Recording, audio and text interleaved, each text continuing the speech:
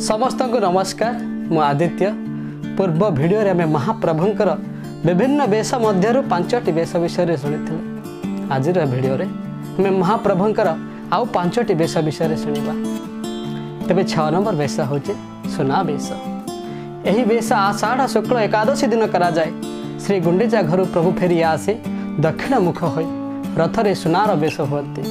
1460 ख्रीष्टाब्द महाराज कपिलेन्द्र देव भिन्न भिन्न राज्य जय करी 16टी हाथी रे प्रचुर सुना अलंकार आनी 138 प्रकार रत्न अलंकार गढ़ाई महाप्रभु को पाद देशर मस्तक पर्यंत संपूर्ण सुनारे छाई देथिले।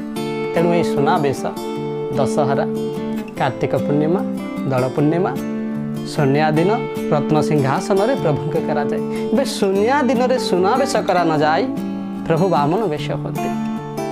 तापरे होचे 7 नंबर वेश। 7 नंबर वेश हूँ बण भोजी वेश। ए वेश भाद्रव मास कृष्ण पक्ष दशमी दिन हुए। प्रभु को कृष्ण बलराम वेश सजाई बलभद्र हाथ में सिंघा और खीरा पसरा दे और जगन्नाथ हाथ में बंशी और लहुणी पसरा धरी नंद गोप गृह विजय कर दृश्य अति मनोरम होता है। तापरे 8 नंबर वेश हूँ काली दलन वेश।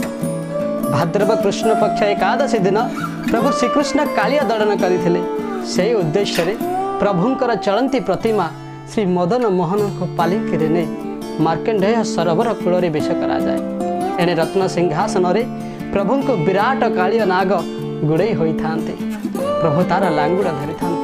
ए वेश रात्रि रे करा जाए। तापरे 9 नंबर वेश।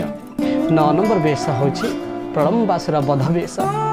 भाद्रव शुक्ल द्वादशी दिन केवल बलदेव यही वेश होता। यही वेश रात्रि हुए। हल मुसल हस्ते प्रभु बलराम को प्रलम्बासुर बहन कर दृश्य बेश मनोरम होता है। तापर हूँ 10 नंबर वेश। 10 नंबर वेश हूँ कृष्ण बलराम वेश। भाद्रव कृष्ण त्रयोदशी रे वेश हुए। यह गिरी गोवर्धन वेश नाम ख्यात नंद गोपाल और जशोदा मूर्ति रखा है। ये वेश हुए। पाद देश गोरु मान को रखा होता है। प्रकृत प्रभुंकर विभिन्न वेश देखा अति मनोरम। कौ जन्म मनुष्य जदि बहु पुण्य अर्जन करिथिबो ताहाले प्रभुंकर विभिन्न रूप दर्शन करिवार सौभाग्य अर्जन करि पारिबो। तेबे एथिला प्रभुंकर आउ 5टी वेश।